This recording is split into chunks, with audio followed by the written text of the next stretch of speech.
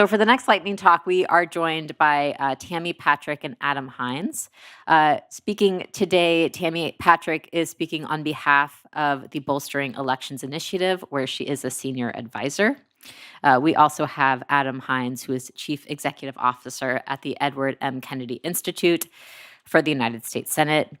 He was previously a leading member of the Massachusetts State Senate, as well as a United Nations official in the Middle East and a congressional staffer. So thank you so much for joining us today.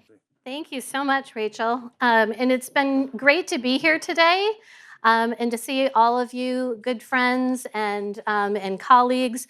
We have a saying in elections, you've heard me say it a number of times, that we want our elections to be fast, and we want them to be cheap, and we want them to be accurate, but we only get to pick two. And we've heard a lot over the course of the day around the tensions that happen there. So a consistent, reliable, and equitable funding stream is a perennial issue in elections, in election administration. And although there's been academic research on this thorny topic over time, and although we have conferences like the Ezra Conference and the Auburn Symposium and Journal and the Medsel convenings that we see, much of this work is sometimes still unknown to practitioners and policymakers. Because of this, the Bolstering Elections Initiative is seeking to change that by anthologizing research, case studies, and insight on exactly how are our elections funded. So that's only half of the story, the output of the process and of this project. The other half is the bipartisan nature of the effort itself. And so for that, I'd like to turn it over to Adam. Great, thank you, Tammy. And I know that Tammy is known well by a lot of you out here, and it's just incredible to be working with her and her understanding of elections across the country. So I guess, as you heard in the introduction, before doing this work, I was a state senator in the Middle East for 10 years, working in Iraq, Jerusalem, and Syria on negotiations. And I kind of start with that because it informs how we've designed our democracy work at the Institute. And namely, we lock elbows with an institute of a former Republican senator in everything that we're doing. The idea is that, look, you can have the best idea in the world, but if you can't open the door in Congress or in your state legislature, then what good is it? The other aspect is we have a bipartisan board at the Institute, 8 former senators amongst others, and 4 Republicans, 4 Democrats.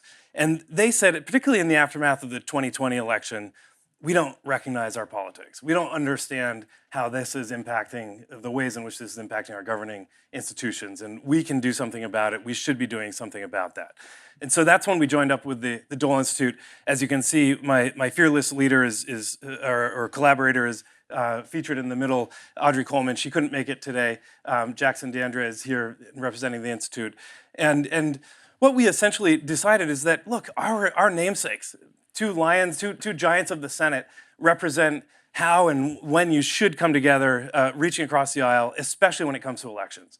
They would work together regularly to extend the Voting Rights Act, among many other things that they took on together, and just recognizing that there are certain things that are critical and national importance that we can and should work on across the aisle. And so what we've done is convene, Tammy in particular has convened literally our national experts and practitioners, policy practitioners that came together in the images you see here in our kickoff symposium in Lawrence. That's Secretary of State Scott Schwab, who's featured, and with many others. Many of you are in the room today, in fact, which is a great sign, but others, including the Secretary of State of Pennsylvania, who are participating in this report that we're putting together to really lift up the hood and try to answer the question, why is it so difficult to understand the funding of our elections compared to other government services, and really be clear about some of the ways that are working well and other possibilities. And so we're looking forward to that report coming out next year. I have to say, we are eternally grateful to the Elections Trust Initiative for supporting this work, and Avery is here. So thank you for everything that you're doing for our country and our democracy. And with that, I'll hand it back to you, Tammy. Great, thank you. We took this lightning talk really to heart. So we may be such fast lightning that we're not even going to take up our full 7 minutes, which is all well and fine. But I will say this in closing, and that is, my hope for this project is through the course of pulling together these stories, these research, and the various anecdotes as well as sound data points that people across the country can use to understand how their elections are funded, who's paying for it, what they're paying for potentially, not exactly what the cost is, because that's part of the thorny issue, and we'll talk a little bit about that in the introduction to the paper or to the project. But we really hope that it has legs, similar to the Presidential Commission on Election Administration's report. That was a solid, practical, bipartisan effort that people could point to and say, this is what I've been saying for years, and here are all of these experts on both sides of the aisle that are championing this cause as well. So for those of you in the room that are authors, thank you for sending in your chapters. And those of you who have not, we anticipate that arrival. Those of you who have not, we anticipate your long flights tonight and tomorrow. We'll be generating those initial drafts. But truly, we're really, really appreciative. Not only myself, it's such an honor to work with both of these institutes, but to be able to bring together some of this work into a single place where we can find it, locate it, champion it, and share it with our voters, potentially, with the press, with the media, with our policymakers, and of course, those who hold the purse strings. So with that, thank you all, and look for it early next year. Great. I would now like to welcome back Scott Warren from the SNF Agora Institute here at Johns Hopkins University. He'll be joined for this discussion by Matt Germer, the Associate Director and Resident Elections Fellow of the R Street Institute's Governance Program. Their lightning talk will focus on a series of convenings they held together focused on crafting a conservative agenda for democracy and building trust in elections. So welcome.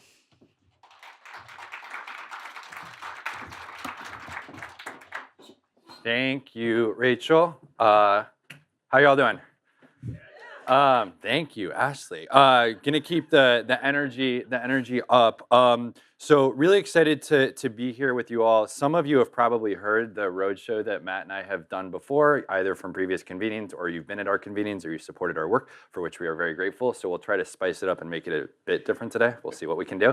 But want to talk a little bit about what we've been. This is an initiative that we've been leading for really the last 2+ years, focused on building a conservative agenda for trust in elections. So what that's looked like is 3 specific components.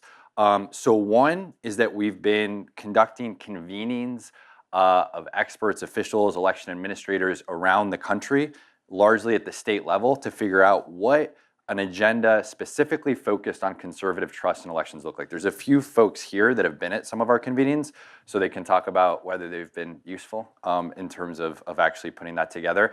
We've also been conducting research, so largely at the state level, we'll talk about some of the research that we've done to figure out what are some of the messages and messengers that resonate in terms of building trust in elections. And we've been trying to catalyze follow-on action as well. So how can, when we do these convenings, we don't just want to have a convening and leave and then nothing happens after the fact, but how can we help build some sort of sustained infrastructure in some of the places that we're into. And I will just note that this, I won't get into the whole backstory because I've done that in other convenings before. We do have a little bit of a roadshow.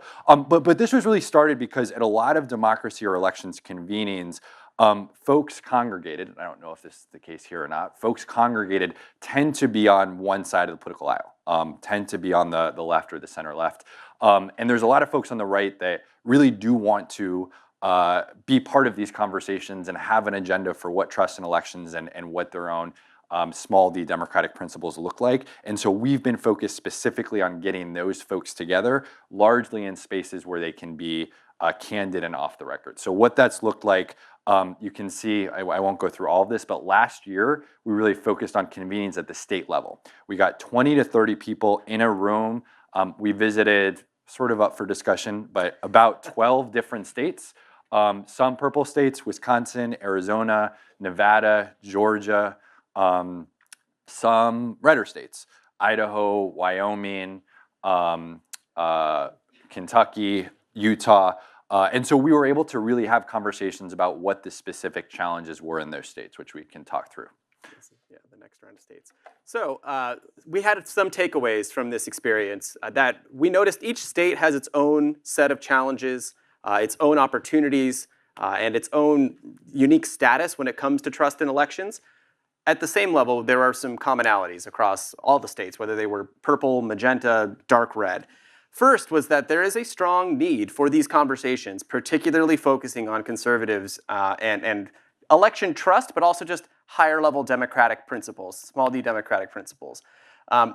Second, as I mentioned before, there are these distinct sets of challenges and priorities. It makes it very difficult to have a national strategy.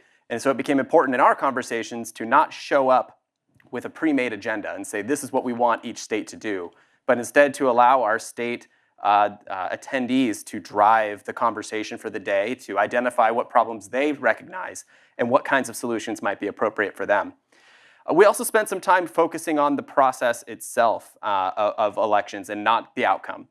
This is an important part. We saw earlier today in some of the data that was shared that trust in elections is often closely related to, did my candidate win? There's only so much that we can do for those focused on process when it comes to that point, but we can still do quite a bit to shore up trust in the process itself, regardless of the outcome. Finally, one of our takeaways isn't so much related to the convenings itself, but from the research that we conducted in advance of the convenings. And that takeaway is that language that we use to describe these things matters. In this case, one of the pieces that we took away was that the word democracy has now become a political term.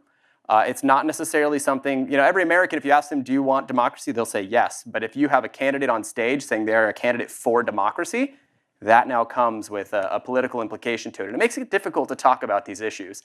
And so there's a real need to think about who your audience is when it comes to building trust in elections and what kind of language is going to communicate with them on the level that you need to. For those in the room who have seen this before, I apologize. I'll try not to spend too much time going through it. But one of the things we shared with our attendees were these conservative principles for building trust in elections. This is actually a document and a set of principles that we worked on in this room just over a year ago and released publicly a few floors down from us the next day. And at a high level, this is the need to publicly affirm the security and integrity of American elections. To the extent that you feel comfortable to say, I trust elections across the country and I can explain why, great. But if you can't do that, try your best to avoid fueling doubt in other jurisdictions in an attempt to build up your own. It's very tempting to say, look, I don't know what they do in this other state, but let me tell you about this, in our state, we can trust it. The downside of that is that you're telling your audience, don't trust the results in the other states. We spent some time walking through that. We talked about transparency and outreach, things that we've already covered on the stage here today as part of this conference, and the need to involve the public and the media. And finally, to the extent that there need to be changes to the system, and really there always are things to be working on, to bring forward those policy changes in the spirit of continuous improvement. Rather than holding up a bill and saying, we have to pass this or we can't trust our elections, to frame it instead as our elections are generally good, but we can make them better, and here's how. And to look for those policies that help promote public trust. So we also did, and we can share all of this, it's on the Agora website that deals with this project, but we worked with Gallup to poll each of the states that we were in, and what we did is that we compared Republicans who believed that Trump had won in 2020 versus Republicans that believed that Biden had won. This was a distinguishing factor, and looked at trend lines in terms of how they consume news, what their political identity was, and this helped to inform action. We'll be continuing this research. One thing we will say, and we'll talk briefly about what we want to do going forward, although we want to listen to some of the folks, and we'll be talking to them very soon. That was a clear identity marker for some of the folks that came to our convenings, conservatives that believed that Biden had won the 2020 election, sort of an open-ended conversation on what the identity will be of the folks that we continue to convene, what the sort of research agenda will be as we continue to convene. We also did some catalyzing work, and some of that actually looked at providing Republicans in some of the swing states with information to combat disinformation because they were being bombarded all the time. And we want to continue to help build state infrastructure because, as we said, states are where this information will really matter. Finally, I'll point out, and as we approach our end of time, maybe we can steal some of the lightning from the last talk here, is to note that as we move forward into 2025, as Scott pointed out, this project began as bigger than just trust in elections. It was a conversation about conservative agenda for democracy at a higher level. And so as we move forward, we look not only on building on the trust trusted outcome that we have here coming out of 24. But this now gives us a room. Instead of spending 2025 litigating 2024, we can spend 2025 on that continuous improvement objective from before. We also want to continue to cultivate our community of conservatives who care about these principles, something that we're excited to do, as well as tackle, like I mentioned, these higher level democratic principles, whether that's federalism, the rule of law, peaceful transition of power, and other norms into 2025. So thank you. We'll keep you posted on the work, and much more to come, we're sure. Great. I now have the bittersweet job of announcing our final panel of the day.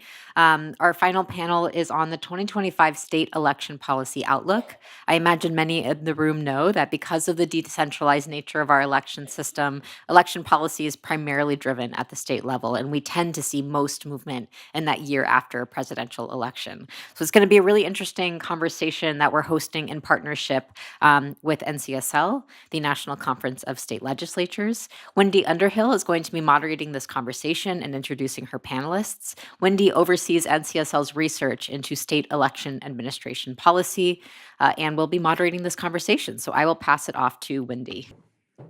I think today's been a really great day. How many people agree with me on that? Okay, so can we just say a great big thank you to the Bipartisan Policy Center and to Rachel Ori and to Grace Kleinfelter, I don't see, and Theo, and I'm missing people. Rachel, I'm so sorry. Okay, Matt Weil. Okay, that would be kind of a big one to miss. Okay, so anyway, it's exciting to be here, and we have promised that we will uncover some bipartisan policies that could be considered as we go into the first year of the second quarter of the 21st century. So that's our goal for today. And to do that, I have some excellent folks with me. I have Senator Jim Carlson from Minnesota. He chairs the Senate committee that oversees elections. And we have Representative Scott Krug from Wisconsin, also overseeing the committee that oversees elections in Wisconsin. And we have, as most of you know, Secretary Kim Wyman, former secretary from Washington State, of course. Okay, I know where she's from, I promise. All right. W something. All right, so we know that the Bipartisan Policy Center is bipartisan, and guess what? The National Conference of State Legislatures is also bipartisan. Now, I do sometimes think that we are on an island of bipartisanship, and inside that island, or outside that island, are the partisan waves, and they're coming up and making the bipartisan island a little squishier. But that's okay. We're still living on it, and we're going to do what we can with that. So we will give you some good ideas, but before we give you ideas or talk about some things, I want to be sure that we just acknowledge that politics matters as you make these choices. And so let's just honor that. When you think about it, I'm going to go to you first, Secretary. When you think about what the election we've just had, do you think that changed your mind about how policy making in the states will be undertaken in this coming year? And if the answer is no, that's fine too. But no, I don't think so. I think each state's got its own political environment and challenges and uniqueness. And I think that, when I look back at Washington and my time there, I just looked up some numbers, and it was kind of depressing, actually. For those of you who don't know, I was a Republican elected secretary, and since 1980, that was the last time a Republican was elected governor. Since 1994, Democrats had the trifecta 16 of 30 years, meaning they had the governor's mansion in both houses. And the Senate was controlled by Republicans for 4 whole sessions during that time. And the only reason it was 4 is because 2 of those sessions we had Democratic senators who caucused with the Republicans. And then on the House side, virtually the same thing. It was 4 sessions that were controlled by the Republicans. And so it's that had its own political environment. I had served as auditor, and I'd served as Secretary of State. And so you spend more time, I think, on the little p politics, particularly when you're partisanly elected, trying to make policy, and you have to work with both sides of the aisle. And certainly in the environment I was always operating in, if I ever wanted to get anything done, I had to do it with Democrats. And that came at a political cost, make no mistake.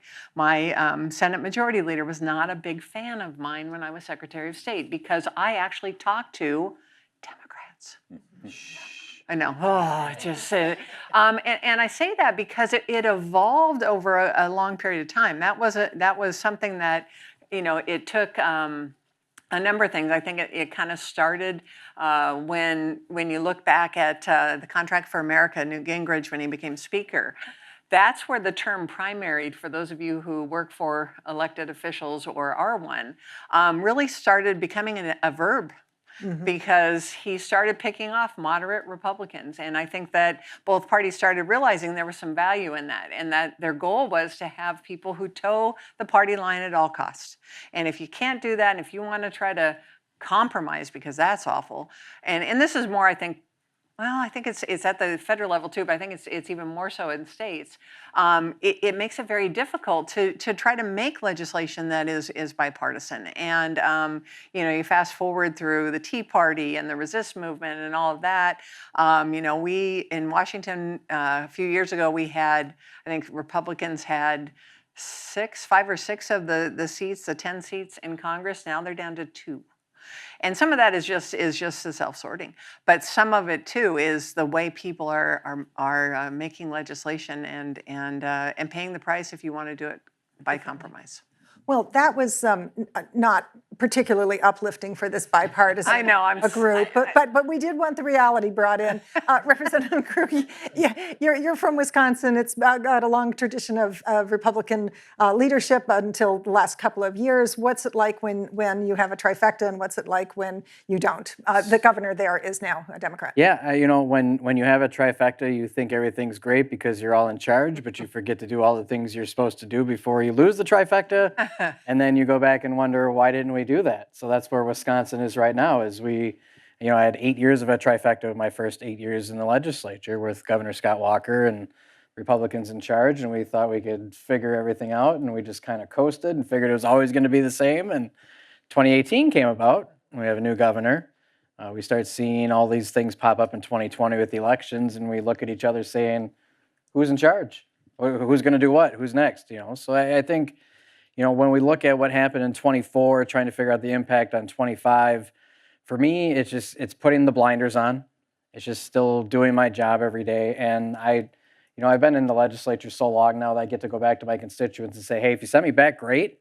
If you don't send me back, great. So this is what you're going to get. These are the policies we're going to work on. And just, I get my head kicked in by both sides on so many different things, but just fostering that conversation. And it's just the way it's going to keep going, and whether people like it or not, I'm there for 2 more years. And if they don't like it enough, then I can go home and be a full-time real estate agent and finish that too. So that's the benefit of just having that political capital built in, going into election cycles like this. It doesn't change much, in my opinion. Can I just drill down on when you were in the majority and had the trifecta? Did you then just have arguments within the caucus, or did your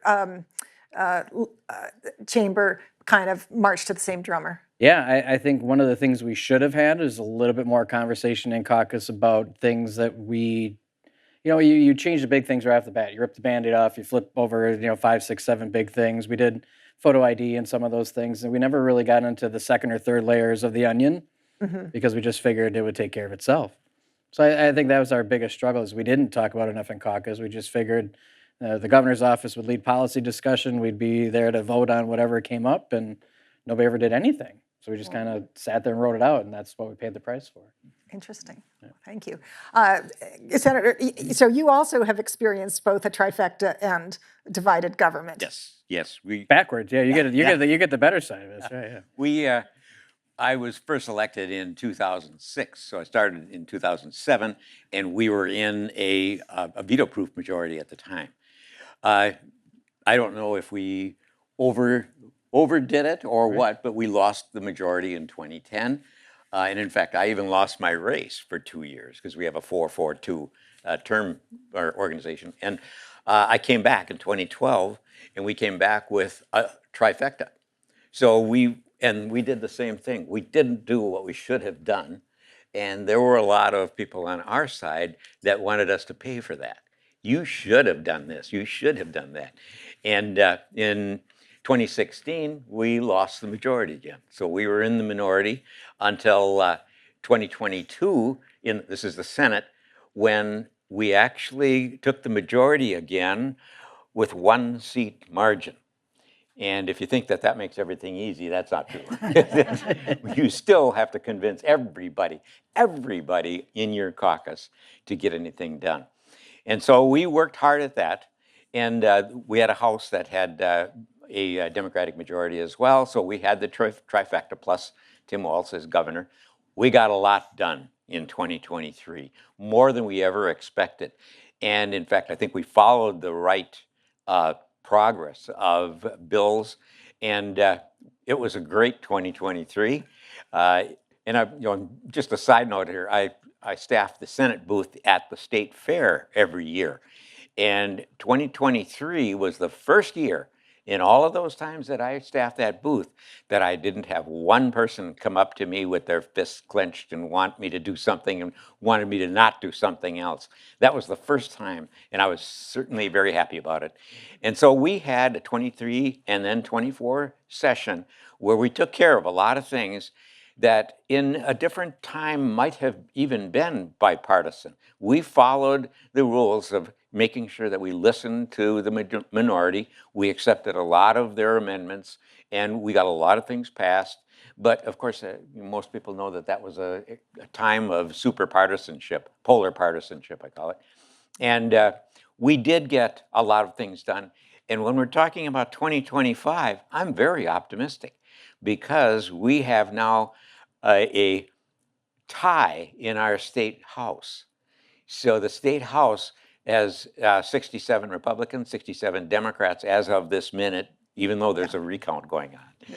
So I think that they are going to see how much was done in the past, and they're going to become very cooperative to getting things done in this next year. So what I'm hearing is that the politics does matter, but there's a lot of other smaller things along the way. And I do want to know, you told us about 2023 at the state fair, that you didn't have anybody with fisticuffs. What happened in 24?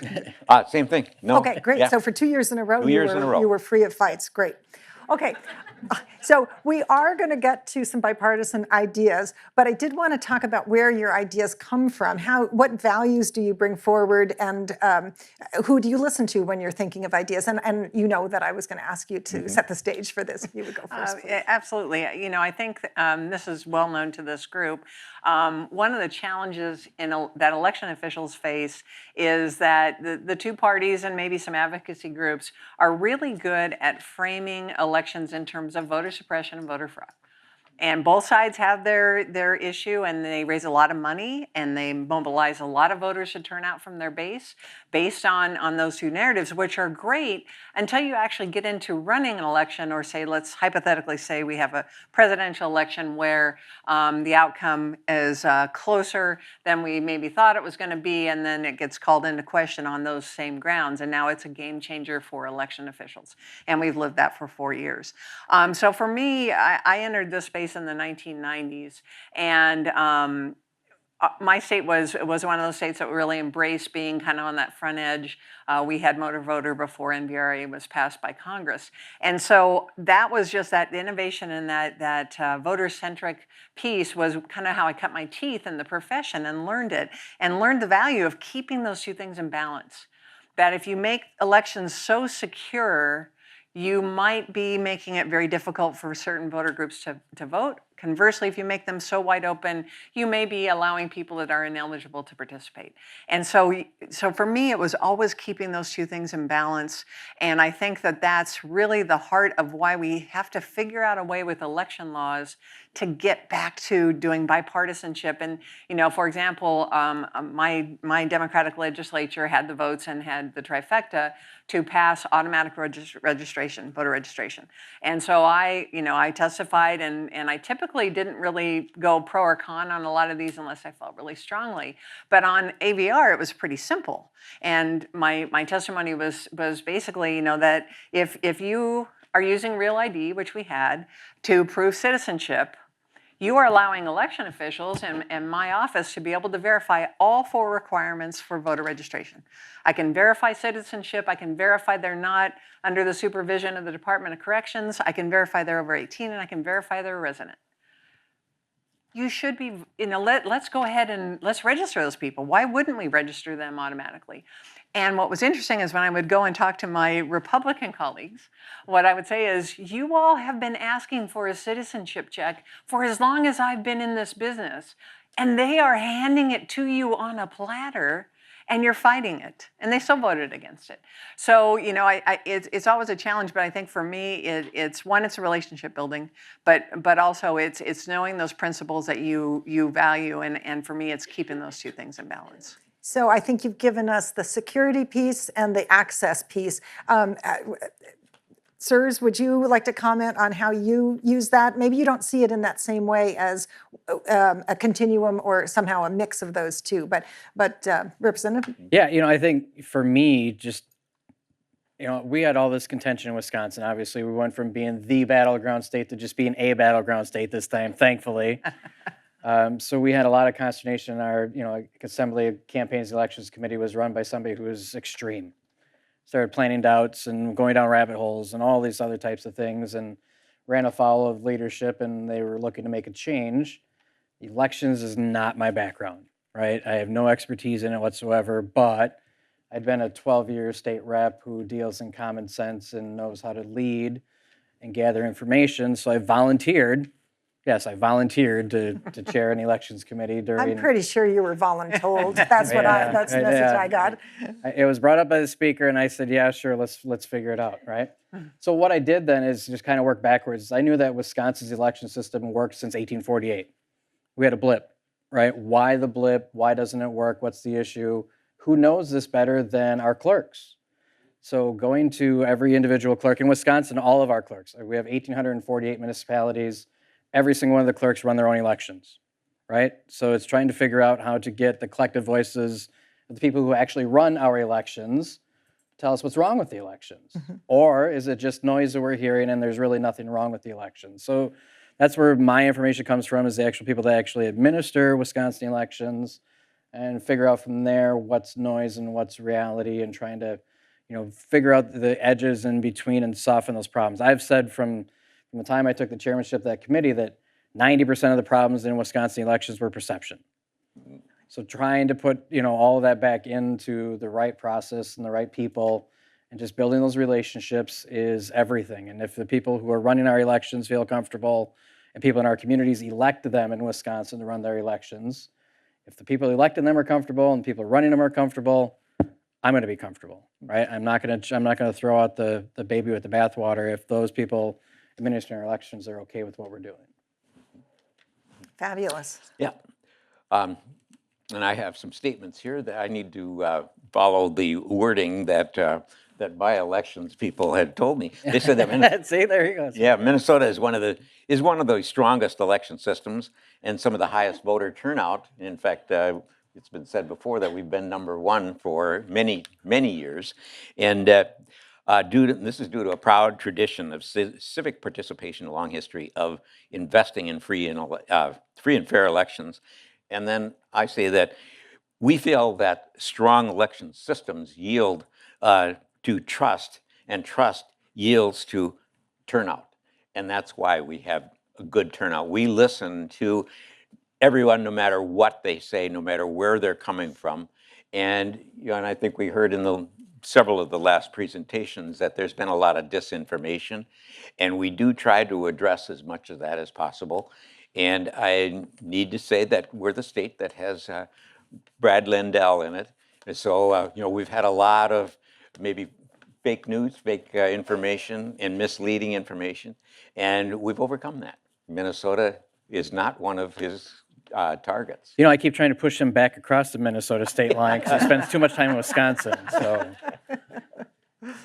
Great. So thank you. Yeah. So when you two introduce legislation or have legislation introduced in front of you in the coming year, what will you do to sort of structurally to ensure that there's bipartisan participation in the process?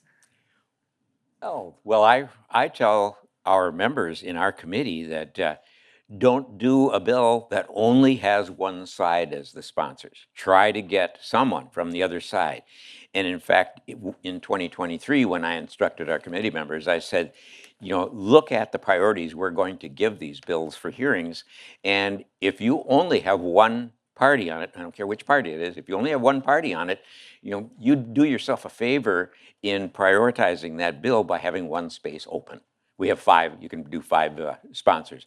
Leave one space open in case you have someone from the other side that can modify your bill to be acceptable to that other party. So, and I even put my money where my mouth is, and one of the first bills had, I was the first co-sponsor on it, and bing, all of a sudden all the spots were filled with Democrats. And I said, wait a second, I like that bill, but I'm gonna take my name off of it.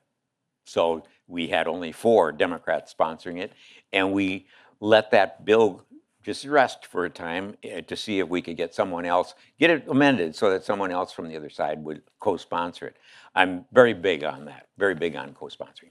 Yeah, I think we did the same in my committee. Is from the time I took over, we kind of laid down the groundwork that we're calling this the new way forward. We're going to work together. We're going to bring election bills to the floor that are going to be bipartisan, until we ran out of bipartisan ideas, at least. Our first 6 months were straight bipartisan bills, and it didn't matter to me what the bill was or the idea was or who the author was. And even to foster that, we went a little step beyond that and just said, if there are going to be Republican-only bills or there's going to be Democrat-only bills, then we're actually going to literally have a day where we're just going to hear Democrat bills then. And Republican committee members are just going to suck it up and deal with it for a day, sit here and listen to their ideas. We have 16-year-old pre-registers for voting and registering in high schools, and all these types of things that we don't necessarily have the votes for, but the ideas hadn't been discussed very well or vetted. So we could actually have a chance for even my Republican colleagues who don't like those bills to invite people to the Capitol to testify against them. That just doesn't happen a lot, to get people to come to the Capitol and testify against a bill. So we tried to just engage people in conversation and have those bills on certain days. Or if you're bipartisan, you want to get bumped up on the list of hearing dates, go find a friend, bring it over and we'll figure it out. And I think the other thing we had to do these last 2 years in Wisconsin is engage the governor's office almost right away on policy discussion, because we didn't, we've gotten to the point where he's vetoed 30-some election bills that Republicans have written and gone through committee. Some of them end up being bipartisan or not, but we just kind of got tired of throwing everything at the wall hoping it would get signed. So now it's a go talk to the governor's office. Where's your line in the sand? Here's our line in the sand. Let's negotiate this before it gets to committee so nobody's embarrassed. We can all get a bill signed, and we actually had election bills signed into law in Wisconsin, which nobody really expected would happen. And I think it's just because we took time to have that conversation. So it's common sense stuff, right? It's stuff we learn in kindergarten. It's stuff we learn how to cooperate and be a friend and, be a part of a community and just get your job done. I think that's what our constituents expect us to do. You're just making me so proud. There's only 2 of us. I'm sure you're representative of all of the legislators around the country. Yeah, sure. That's right. Well, and I, of course, spent my time in the executive branch, so I've got a different perspective of this. And I think in our state, Washington has a really strong association of county auditors, the people who run the elections at the local level. And for years, we were a group of oh, no, that's a really stupid idea. No, that's a bad bill. No, that's a bad bill. And after a while, the legislature just passes them anyway. Then they don't even listen to you. And so we learned that we needed to be more collaborative. And then that led to that period where we were still learning it led to a whole bunch of legislation being passed that shortened the processing times for post-election work and opened up all the things that would increase provisional ballots, for example. And we had the closest governor's race in the country's history in 2004, which was a lot like the Senate race in Minnesota, really like scary similarities. And out of that, it was bad. We had 2 statewide recounts, 1 machine, 1 hand, and then a 6-month-long court case. It was so much fun. And then when we were getting ready for session, we sat down with the chairs from the House and Senate, and they're throwing out ideas for election reform. And all the auditors around the table, it literally was, no, that won't work because of this. No, that won't work because of this. And the Senate majority chair, or the Senate chair, just out of exasperation, just said, what would work then? And one of my colleagues, equally as exasperated, says, vote by mail. And I'm not kidding you. This was the moment Washington State became a vote by mail state, because all the auditors went, you know, vote by mail would reduce provisional ballots. Vote by mail would we be running one election instead of three.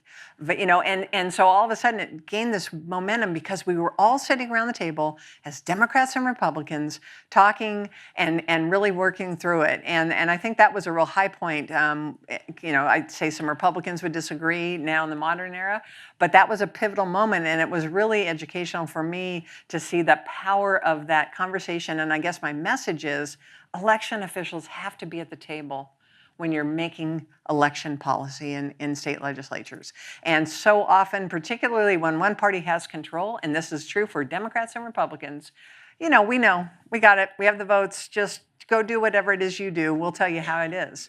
And then it's funny because in the election, then when we're under fire, like say after, you know, 2020, and everybody's screaming and yelling about something, you can't find a single legislator talking about how great that bill was, you know, and that law that we had to follow that made the counting time take so long. I don't know, it's weird. It's like it's connected, I don't know.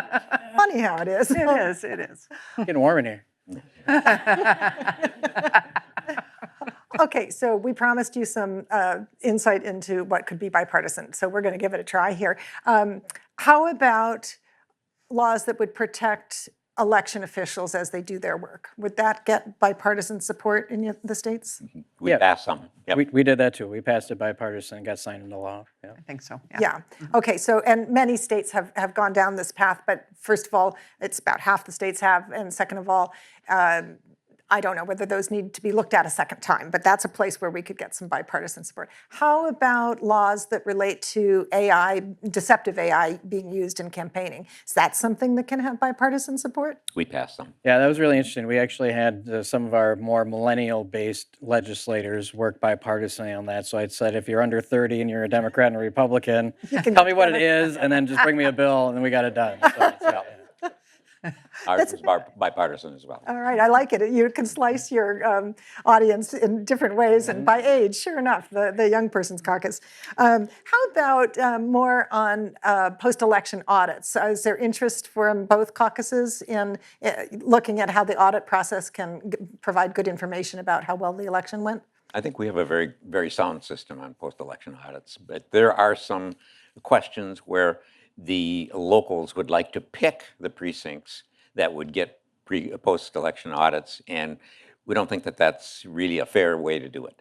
So, just for the audience here, I want everyone to know that Jennifer Morrell, who is the expert on audits, said that the precincts should not pick their own, the election officials shouldn't pick their own precincts. But in general, you've got a good plan in place, and if there was some little tweak, that would be something people could talk about. yes. So we actually tried to expand post-election audits in Wisconsin, and the bill was vetoed by the governor this session. So we're going to have to go back and figure out where and how and why. Didn't really get much of a message on the veto message saying besides we already do it, so we don't need to expand it. So it should be, but just wasn't. Interesting. And we can talk more. Yeah, we should. Yeah. How about using GIS, geo-enabled elections, getting each voter to be identified by a point in geography where they live. Therefore, they would get the right ballot because they would be in the right precinct. Anybody think that would? I mean, I know that's boring, guys. I know, but would it get any support if you could say that that was about accuracy? Personally, I don't understand all of the pros and cons of it, and I really want it to be very sound that you can't identify a person's ballot. That's a good point. Yeah, I think that's kind of the situation we'd be in too, right? It's just, we have that trust and verify issue going on with technology in elections already, and And see, this is a great example of why you need an election official in the room, because they're two separate things. GIS is what you use to get the right ballot to the voter because you know their exact address, which districts they're in, which district should appear on their ballot. Separate from any kind of ballot being tabulated, let alone being able to tell what, we can tell that the two people that live at that address voted, we can't tell how they voted. And I'll just add in that there might be a cost involved. So Well, and I was also going to say, yes, it's great, but like in our state, it took the auditors and Secretary of State working together to build a voter registration system that had GIS as a component part. We didn't get funding from the legislature to do that. We cobbled together HAVA funds and a little bit of money from them.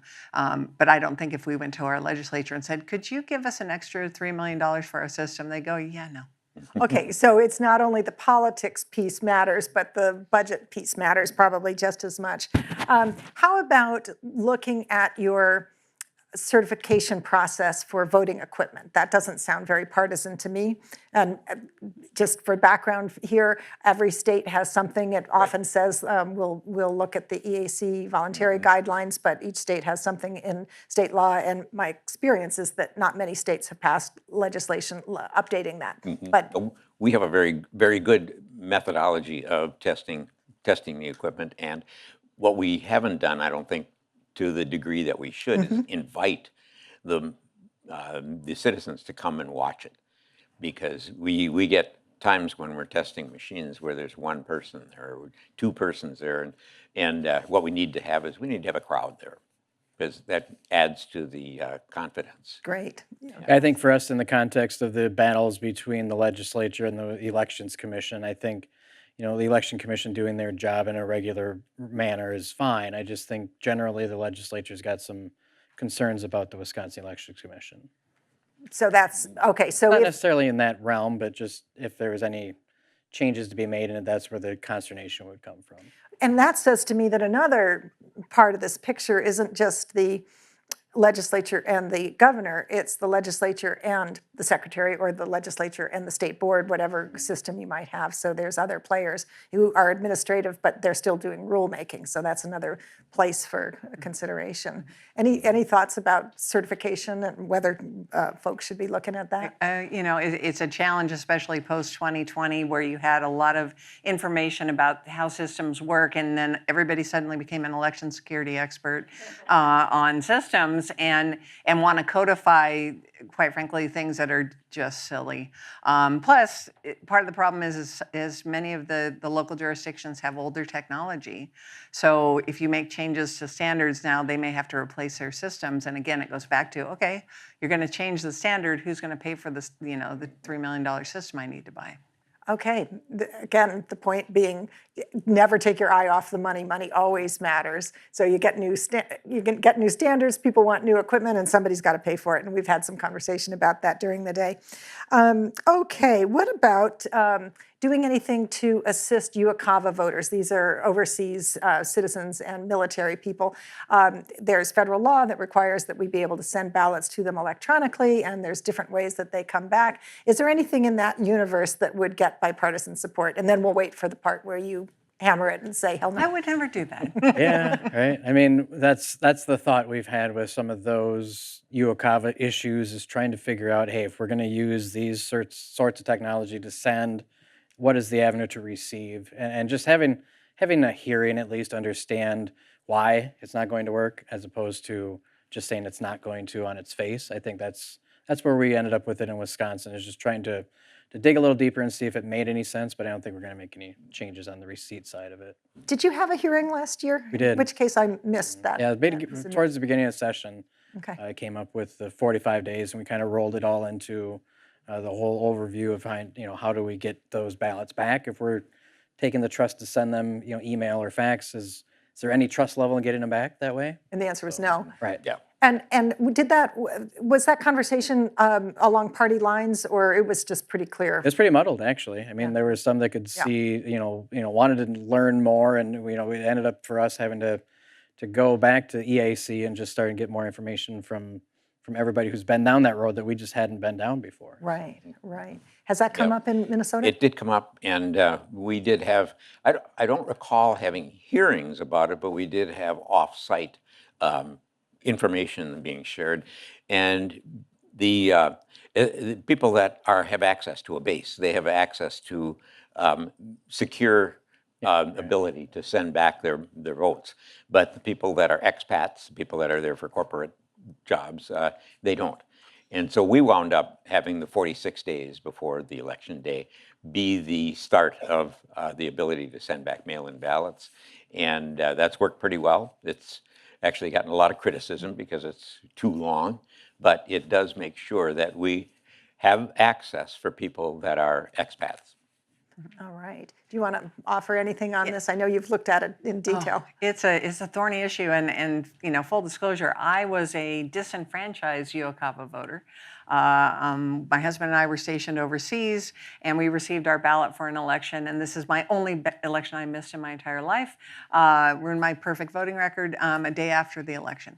And so I have a very passionate point of view on this. So fast forward to becoming election director, and I started realizing, why don't we email ballots, and that will buy us some travel time. So we started doing that in 1996 in Thurston County, and it was great, and it was wonderful. And I thought it was so great. In the 2000s, I talked our legislature in, again, as Secretary of State or as auditor, into having electronic ballot return. And I made a very passionate case, and they passed it, and it was great. And then I figured out that it wasn't probably as good as I thought it was, and wasn't as secure. And you can't walk it back. I, as secretary, introduced legislation and said, we can't secure this.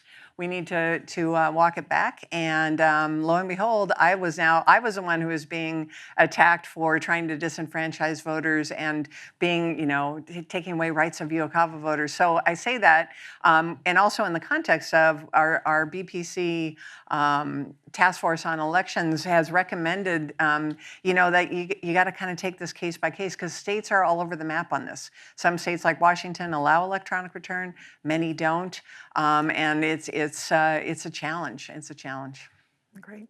So I've got one or two more, but I want to leave space for you to have some thoughts you'd like to throw out as possibilities. So think about that for a second. But hey, let's just talk about something that's not very controversial, like list maintenance. All right, thanks for, and if anybody wants to talk about citizenship in that context, that would be fine. Voter ID too. Let's throw it all in.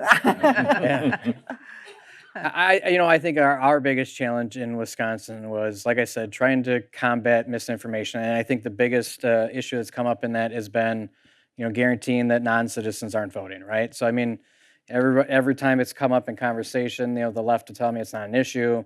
Every time I say, well, I've been told it's not an issue, somebody on the right says, well, how do you know it's not an issue? I'm like, okay, let's slow down. Let's figure it out. Let's go to the source. Let's find a way to verify citizenship here in Wisconsin. And when we had DOT come testify at a hearing in May, and they basically told us that there's 78,000 people in the state of Wisconsin that have an ID that looks like mine that doesn't have a citizenship guarantee that could actually take it to the poll and maybe use it to vote. I'm like, okay, what does maybe mean? How do I know? So we got to the point where we said, well, we have a statewide voter list. DOT, you have a list of citizens and non-citizens who have a driver's license. Why don't you just both give me your list? Let's just run the comparison. Let's do the data. Let's find out the information. And it has been mired in the courts for the last 8 months ever since I brought it up. Saying, well, why should you be able to compare information from one agency to the next? Wow. Because I'm a state legislator? I don't know. What other reason would I need? It's my job as the committee chairman just to prove whether this is a thing or whether this isn't a thing. And that's all I've been after. It's not to, castigate a group of citizens away or a group of people who maybe disenfranchised one way or another. I just wanted to prove if something is a thing or if it isn't a thing. So we've been in the courts for 9 months waiting to figure out if I can do my job. Has list maintenance become an issue in Minnesota? Not really, no. We've had claims that there are non-citizens voting, but every time you research those, you find out that there's a small number that try to register to vote and register to vote. But of course, to be a felon or to be a felony, it has to be something where you're doing the wrong thing and intentionally are registering. And it's two things. One is registering is not allowed. That's a felony if you're a non-citizen. And voting is a felony. And it takes a while to be able to investigate that. But as of this time, I don't know any people who have been convicted of a felony. I know of some of them that have registered to vote, even in my own county, but they were investigated, and the person said, I didn't know I couldn't. And it was the 2020 election, it was 2. Wow. So, yeah, so I don't think we're running into anything that's a big deal. Interesting. Thoughts on this from a Again, I think it depends on your state, and I think for some states this is going to be a front and center issue. When I look at Washington, we started using Real ID about 10 years ago, and again adopted automatic registration in 2019. And when we look at our data, I can't remember now the exact number, but it was somewhere in the 80 to 90% of all of our registrants. People that were registered most of them had provided one of the two types of ID that HAVA requires, either HAVA or MVRA. Mixing my federal, and I have it like Judd sitting there, I gotta get it right. But either social security number or driver's license or ID. And of the people at a given driver's license, it was like 90% had a Real ID confirmation of citizenship. And that was just naturally. That isn't something that's required other than automatic registration. So I think there are some things that do point to data-wise where we could get there and maybe have citizenship check separate from the process of registration. But we need to have an honest conversation with Republicans and Democrats at the table and talk through the challenges, because there are real challenges. There are people in the country that cannot prove they're a citizen. My dad was one of them. His birth certificate burned up when he was a kid in the hospital, and his military records were burned up in St. Louis in the 1980s. He had no way to prove he was born in the United States. So how do we deal with that small number of U.S. citizens who can't document it? And those are the conversations we need to be having. And that's going to be a great example, because this will be a topic that is in front of legislatures all across the country this year, and having it be a bipartisan conversation will certainly be an option, and whether they take it up remains to be seen. Okay, we're at 16 seconds, so I'm afraid there isn't anything that we can do other than say thank you very much for you folks for being here today. Thank you.